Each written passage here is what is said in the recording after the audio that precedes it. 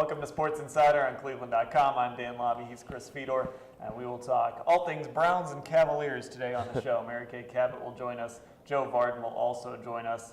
A couple of teams coming off embarrassing losses will be the subject of discussion today on Sports Insider. Let's get right to it, and let's bring in our Browns beat reporter, Mary Kay Cabot, joining us. Mary Kay, how are you? I'm great, guys. How you doing? All right, the Browns trying to bounce back from that 30-0 loss against Cincinnati. And as it goes, every year in Berea in December, there is drama all over the place. And it starts with the comments that Bernie Kosar made in a radio interview, pretty much pointing his fingers at the front office, the organization in general, as to why they can never quite find a quarterback, as to why they can never be successful. What did you think of what Bernie had to say? Well, first of all, Bernie is a huge, huge fan of the Browns. His heart and soul is with this team. So I think after a loss like that, he feels the same exact frustration, and maybe even more so in some cases, than every fan that watched that game and, that is upset about the fact that Browns have lost 4 of their last 5 and have blown an opportunity to go to the playoffs for the first time since 2002. So I think he's coming from a point of frustration, first of all. And I think when I synthesize and I listened to the whole thing and, really kind of studied the whole thing, I really think that he's kind of in some ways sort of taking out his frustrations for the whole last 15 years on this current regime. I mean, these guys are not very far into the process of what they're trying to do here. So, yeah, sure, there's a culture of losing, but, Jimmy Haslam came in here determined to turn that around. Mike Pettin has been talking about that since the minute he walked through the door. That's all he's talked about, is changing that culture of losing. So, I think that, this is Mike's first year, and you have to give it, you have to give his program a little time to work. So, that's kind of my take on the whole thing, that you can't really blame this regime for the sins of everyone else dating back to 1999. Mary Kay, you mentioned changing the culture, and there have been some positive things this year for the Browns. They've already won 7 games, so more than last year. They had some positive play at the quarterback spot from Brian Hoyer earlier in the season, but if they lose the next 2 games, that's a 5-game losing streak to finish out the season, and probably going into the offseason still with questions at quarterback. So has the culture started to change or no? Well, you know what? I think so. I do think so. I think when I look at this season, there are a couple ways to look at it. First of all, in the offseason, they made it their number 1 priority to go out and get Alex Mack. And there was a reason why they did that. There was a reason why Jimmy Haslam flew out to California and the whole regime did, because they knew how good Alex Mack was and how important he was to this offense. They haven't been the same since Alex Mack left this offense. I think that's one key thing. They also went out and they got Ben Tate. Well, Ben Tate didn't work out for them the way that they thought he would. So, some of these things just, they're not always going to go your way, and those are a couple things that kind of didn't for them. The other thing I think is that I think everyone thought that Josh Gordon was going to come back and be the all-pro receiver right away that he was last year. That's what everybody expected. Nobody could possibly fathom that perhaps 10 weeks off of a suspension was going to have some kind of effect on him. But because he was trying to learn a new offense, it did have a very detrimental impact on him. So these are some of the things they thought would go well that didn't go well on the offense. And then there's been a ton of injuries on defense, but still the defense played pretty well. You look at the offense, Brian Hoyer. Did anybody expect that Brian Hoyer was somehow going to sort of go in the tank over his last 4 games? I don't think they really wanted to start Johnny-Manziel this year, but they really felt they had no choice. So I don't think there's a culture of losing. I think these guys are doing a good job of getting this thing turned around, but some things just didn't quite go their way this year.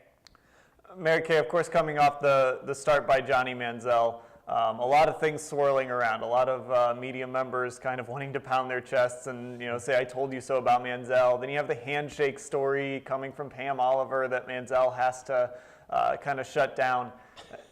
Johnny Manziel has dealt with all this before. We knew this kind of came with Johnny Manziel, but When all this stuff kind of swirls around him after a loss like that, can having to ask questions or answer questions about that kind of wear on a locker room in general? Yeah, you know what? I mean, yeah, I do think that, it's unfortunate that, that Johnny has to be asked and answered questions about, narrow highs, ripping them, and different things like this. Yeah, I think it can be a distraction. It definitely can.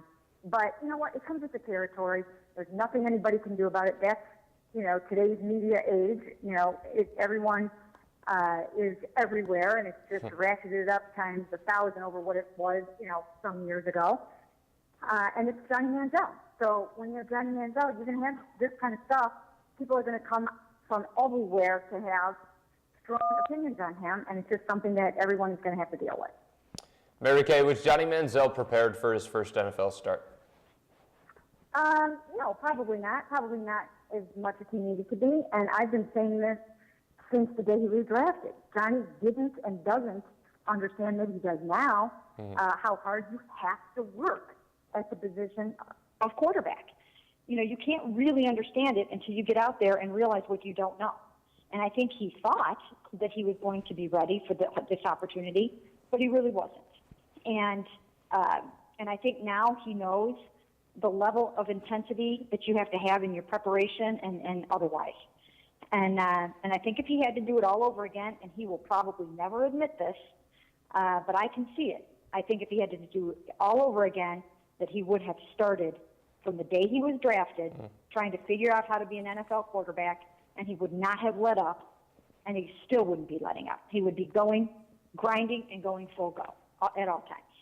Mary Kay, in your opinion, how long will it take Johnny to get to that level? Are we talking 16 games? Are we talking 25 games? Is there a number, or is there a moment that needs to happen?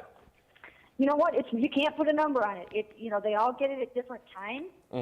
But I will say it'll come faster when you put the work in. Yeah. And I think that's why Brian Hoyer in the offseason, he kind of knew he was going to win the job because he knows what it takes to be an NFL quarterback. And I think he knew, and he even expressed this a few times, that that he was so far ahead in terms of knowing what it takes to prepare and studying and having experience and all that kind of stuff. And, he just knew, this young rookie is not going to be able to come in here and match my work ethic and my knowledge. And I hope this was a learning experience this year for Johnny to understand that there's a level of commitment that you have to have if you're going to be successful at quarterback in this league. And it's like you've never seen before and like you don't really even understand until you get here and you try to do it. Mary Kay, what do the Browns need to see from Johnny over these last two games to feel comfortable going into 2015 with him as their starter? Well, you know what? I thought Mike Patton had the most telling comment of all this week when he said, even if he hits it out of the park, we're still going to have our doubts. And you know what? That's true. That's blunt force trauma, telling it like it is. And that's the honest-to-God truth. You're not going to know after 3 games if this guy can be your starting quarterback of the future. And therefore, everything has to be on the table in terms of studying quarterbacks in the offseason. Free agents, rookies, guys on other rosters that you could possibly trade for. Everything has to be live right now because you just don't know. What about Jay Cutler, Mary Kay? Hey, you know what? Anybody. What about Robert Griffin III? I mean, what about anybody that you can name out there? Anybody, Jay Cutler, obviously comes with great credentials. Some of the other guys come with question marks, but there are going to be names available, and the Browns are going to have to look at everybody. That's just the reality of the situation. And will they admit that? Probably not. Maybe not. But it's the truth. It's what they have to do. I mean, you can look at it and you can see that if you don't know if Johnny can be your quarterback of the future, you have to be prepared for somebody else to step in there and do it. Mary Kay, if the Browns finish this season 7-9, what grade would you give them? A C. I'd give them a C. 7 and 9, I mean, it's okay, but it's not, if you're finishing with a December swoon again, then you can't really consider that a tremendous, rousing, above average success. So that would probably be a C in my book. All right, Mary Kay Cabot, our Browns beat reporter, joining us on Sports Insider. Thanks for the time. Thank you, guys. I'm kind of with Mary Kay on that grade, and I think a lot of it depends on what they do in these next 2 games. I think there's a way they can lose these next 2 games and you still feel okay. Yeah. If they go out and play 2 games like they did on Sunday, I don't know, maybe it even drops below a C, because this team was all alone in first place on November 7th. And here they are, maybe flirting with 7 and 9. Right, and I don't think anybody, Dan, okay, let me rephrase this. I don't think a lot of people, Dan, thought the Browns were going to be a playoff team. No. Even when they were 6 and 3. But what we wanted to see were some positives to finish out the season and some progress to finish out the season. Instead, what we've seen with this team is regression. Yeah. And it's not just at the quarterback spot, it's at other spots as well. So you're asking yourself, okay, I don't want to overlook those 7 wins, but what am I going to grab onto going into the offseason? Yeah. What's your answer to that question? I don't know. You can't grab onto the running game because the baby back struggled down the stretch. You can't grab onto quarterback because that's a giant question mark still. The defense has played worse here. Yeah, they played great against Indy, and then they regressed again against Cincinnati. How do you do that against Cincinnati? Against a team you dominated, again, Right. back on November 6th. And against a running back that called you out. Yeah. We'll see what happens. Browns at Carolina and at Baltimore, a couple of teams fighting for the playoffs still. The Browns, unfortunately, if not mathematically eliminated, they're eliminated. Let's shift gears and talk about the Cavaliers. We talked about teams dealing with embarrassing losses, and last night the Cavaliers fell to the Hawks 127-98. We'll bring in our LeBron-James and Cavs reporter, Joe Vardon. Joe, how are you? I'm okay, guys. Chris, I feel like I just talked to you. It's been too long, Joe. Joe, David Blatt called the loss embarrassing last night. He apologized to pretty much everyone he could think of. LeBron James wasn't ready to go there. Were you surprised by that? Well, initially I was, but the more I think about it, the more I think it's a matter of, if you go back through and look at LeBron James' career, which of course has been a stellar career, he's had a bunch of blowout losses. It's part of like life in the NBA. And 2 of his worst losses, one was in the finals by 36, and another one was when he was with the Cavs in the first round against Washington by 36, and his teams actually went on to win both of those series. So, you know, the bottom line is he's kind of been there before, and it's just another night in the NBA, whereas Coach Blatt, this is his rookie year in this league, and I don't know, you know, game by game what he has gone through in Europe, but this is his worst loss as an NBA coach, and it was really bad. And so it's kind of like he was reacting to it for the first time. Joe, the Cavs have now lost 3 of the last 4. What has changed since the 8-game winning streak? Yeah, I mean, and I don't know, maybe they'll prove me wrong with another stinker on Friday night. And then, of course, they have Memphis on Sunday, which is a bear of a game. But I am not buying the sky is falling yet here. Yes, they've lost 3 of 4, but before last night they had won 9 of 11. You know, they lost in Oklahoma City to an energized team without LeBron, and Kyrie's leg had briefly fallen off. And they didn't have Mike Miller either. And then the next night in New Orleans, there's all sorts of circumstances that you could point to. I will say that the way things happened against Atlanta surprised me, especially as I was watching, and I think as even you know, I mean, I was having trouble trying to grasp initially what it was that had happened. I mean, we all saw that the defense was awful, but like just figuring out why, figuring out how this team could suddenly get blown out by 29 at home, it was hard to grasp initially. So I'm going to go ahead and say that it's just a confluence of factors over these last 4, and that they'll be fine soon, and probably on Friday, and then we'll see what happens Sunday. Joe, you mentioned, of course, LeBron missed that game in Oklahoma City with the knee issue. It seems every coach that has ever had LeBron James says, you know, I'm going to try and keep his minutes down this season. And then the next thing you know, he's playing 40, 42, 44. Even his low-minute nights are like 38 or 39 minutes. Are you concerned at all about LeBron's workload right now? Yeah, I am. But just because of this sort of larger thing that we're seeing, which is just that he's not the I don't know. I don't want to say he's not the athlete that he was, but I also, I don't want to say that he's not in shape or anything like that. Don't get on that LeBron list, Joe. Don't get on that list. Well, I mean, he's not. He's not. He doesn't have the same explosiveness that he had years ago, but he's also a better basketball player. So you would take the latter over the former. All that being said, you need him fresh for the playoffs. Now, as you said, Dan, and you're right, every coach who's had him has played him 37 or more minutes a game every night for his career. Every single coach who's had him has done that. And the challenge here, I mean, if everyone's talking about how David Blatt needs to limit his minutes, and that's fine, except watch what happens the next time, on Friday night. If you're at the game and you can see this, watch when LeBron goes back into the game and see if it's because Blatt told him to. What you're going to see is that it's not like that. LeBron often puts himself back into the game when he feels like he's ready to go. Anybody can see it. Like when either the other team's on a run and LeBron feels like he needs to go in and stop it, or he feels rested, or he can see that things are going okay and that he can take an extended rest. I think it's Blatt often who might put someone in for him, but it's LeBron who goes back into the game on his own. So, he is playing a bunch of minutes in part because he wants to.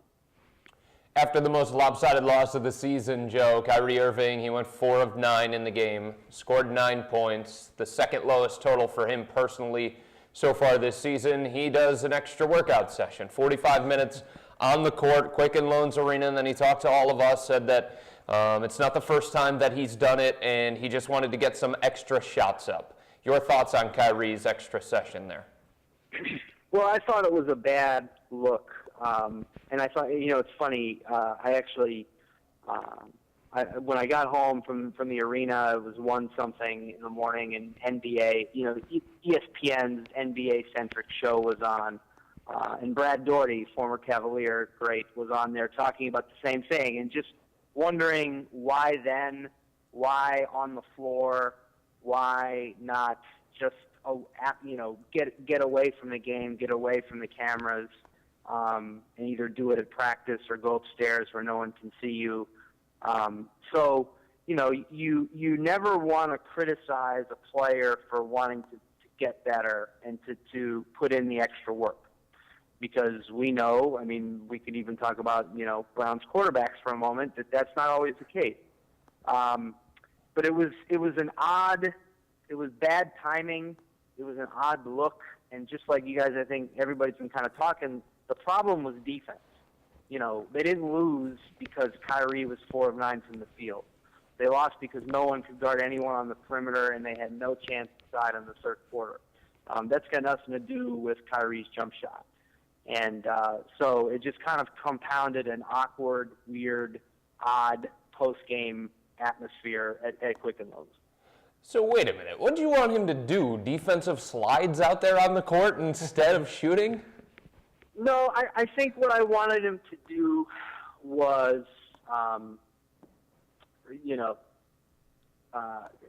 be in there with his teammates, answer questions, in a timely manner, and then get on with his life, whatever it is. Go upstairs if he felt like he needed to shoot his jumpers, do that. Show up early to practice today, do it that way. When you go out onto the floor,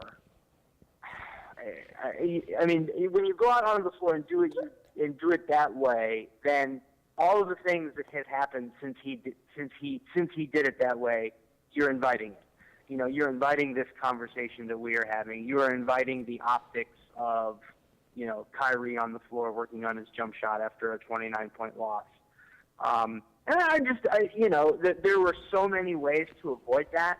That Raj Bell, who's, he works with general manager David Griffin, was wound up in a position where he had to politely ask us to leave the arena, right, because Kyrie was doing it. It's just for so many reasons that could have been avoided.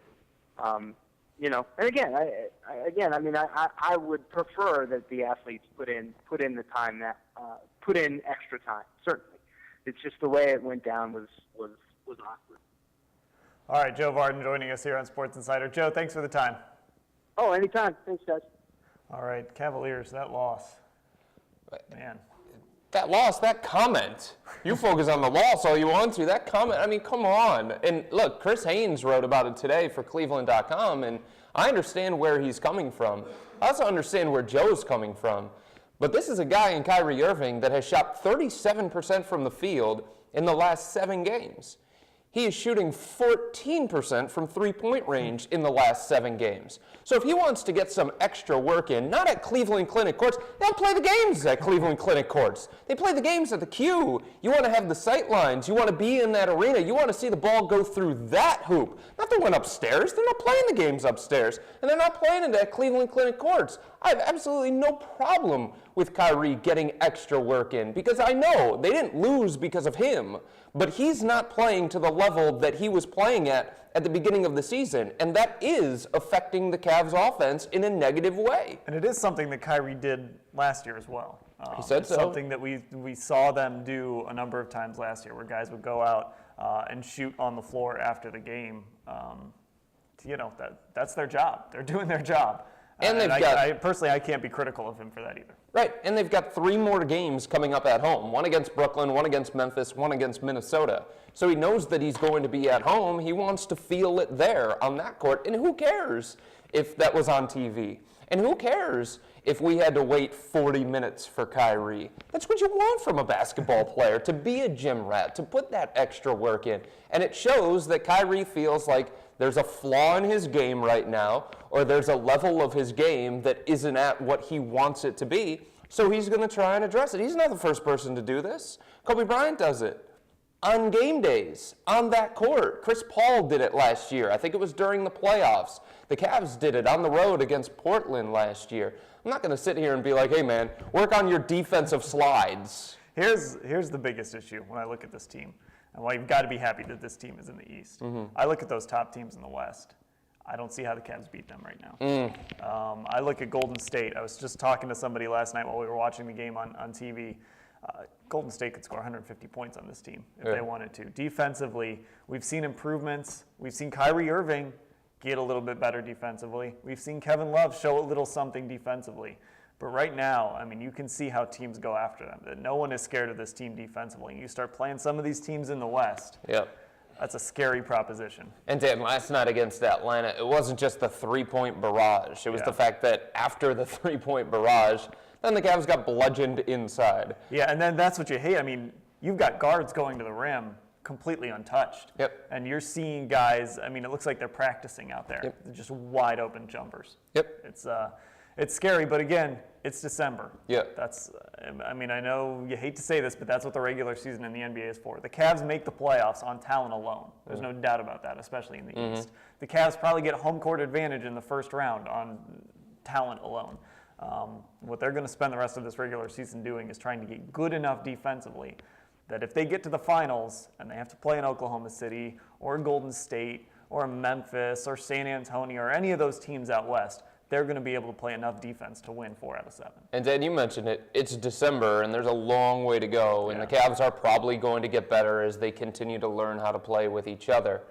But through a quarter of the season, you can start to see some trends, and you can start to see some flaws. And there are some concerning trends here with the Cavs. And one of them is exactly what you said, the points in the paint that they're allowing to the opponent. It's not just big guys attacking them inside like last night with Al Horford and Paul Millsap. It's what you said. It's the dribble penetration. It's not being able to keep point guards out of the paint and shooting guards out of the paint. When you're giving up over 40 points per game in the paint, that puts a huge burden on your defense. Yeah. And yeah, it would be nice to have one of those rim protectors to back up those defenders, but those aren't easy to come by.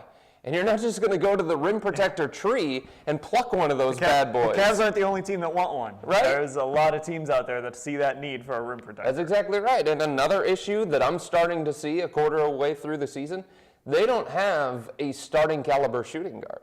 Yeah. Who can you put there? You can't put Dion because he didn't work at the beginning of the season. You already made one change because he was such a disaster in the starting lineup, and you didn't feel like he fit in the starting lineup. Mike Miller? Maybe. But he's been dealing with these injuries, and they've been off and on for Mike, and he's on the wrong side of 30. Matthew Dellavedova? You going to start Matthew Dellavedova?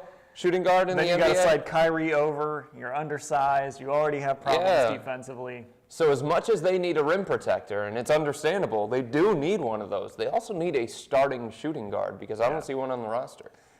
Could it be Ray Allen come February? Are we stuck watching Sean Marion start until February? That's the And we have problem, our fingers though. crossed for another, almost 40-year-old shooter. See, that's the problem. I mean, David Griffin's plan can't be, please, Ray Allen, make the decision to continue your NBA career. Pick us over Los Angeles and your old coach, and pick us over your kids and your family. You have to have some kind of backup plan because there's no guarantee that Ray Allen's going to play. There's no guarantee that Andrei Kirilenko is going to come back after his wife has their baby.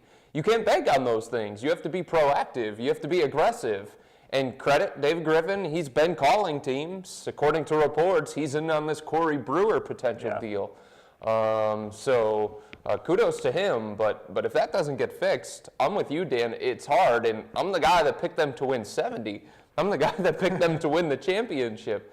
As currently constructed, I'm starting to doubt that they can win a championship. The issue you have, too, if you start looking at trades is, okay, if you're going to go get that 2 guard, who are you giving up? That's right. Are you going to give up Andy? That's right. Well, you're giving up a big defensive piece there if you're going to give up Andy. Are you going to give up Tristan Thompson? I don't think you can, honestly. I don't know who wants him for one thing, and I just don't know if you can give away Tristan Thompson. Well, in fairness to Tristan, I understand what you're saying. Like, he's not a great player. He's played better, though. Nobody's going to sit here and call him an all-star, but you're right.